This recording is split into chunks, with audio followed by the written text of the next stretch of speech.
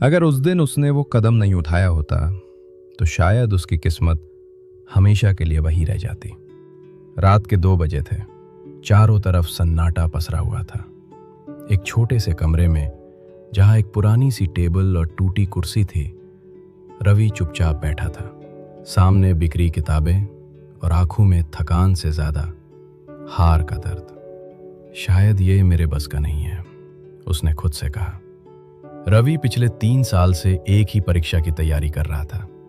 हर बार पूरी मेहनत करता, लेकिन रिजल्ट वही, फेल। घर वालों की उम्मीदें अब ताने बन चुकी थीं। दोस्त आगे बढ़ चुके थे और वो वहीं खड़ा था। उस रात उसने फैसला कर लिया, अब बस, कल से सब छोड़ दूंगा, कोई छोटा मोटा काम कर लूंगा। उसने धीरे से कहा और किताब बंद कर दी। लेकिन तभी उसकी नजर खिड़की से बाहर पड़ी। सड़क के किनारे एक बूढ़ा आदमी बैठा था, ठंड में कांपते हुए, और फिर भी अपने छोटे से ठेले पर चाय बना रहा था। रवि कुछ देर तक उसे देखता रहा। इतनी उम्र में ये अभी भी काम कर रहा है? उसके मन में सवाल उठा। जिज्ञासा उसे नीचे खींच लाई।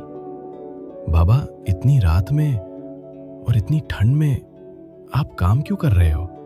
रवि ने पूछा। बूढ़ा मुस्कुराया। बेटा, अगर मैं रुक गया तो मेरी किस्मत भी रुक जाएगी। रवि चुप हो गया। बूढ़ा फिर बोला, लोग कहते हैं किस्मत लिखी होती है, पर मैंने सीखा है कि किस्मत को रोज थोड़ा थोड़ा बदलना पड़ता है। पर अगर बार बार हार मिले तो? रवि ने धीमी आवाज में पूछा। बूढ़ा हंसा। हार नहीं मिलती बेटा, सिखाने का मौका मिलता है। उसकी ये बात सीधे रवि के दिल में उतर गई। उस रात रवि सोया नहीं।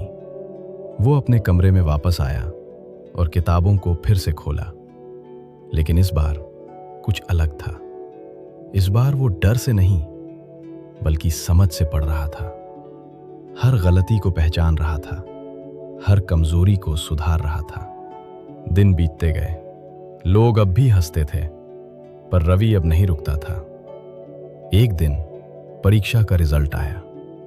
उसने धीरे धीरे अपना रोल नंबर ढूंढा और फिर वो वहीं रुक गया। उसका नाम लिस्ट में था। वो पास हो चुका था। वो तुरंत नीचे भागा, उसी जगह जहां वो बूढ़ा चाय वाला बैठता था। लेकिन वहां कोई नहीं था। पास खड़े एक आदमी से उसने पूछा, यहां जो बाबा चाय बेचते थे वो कहां गए?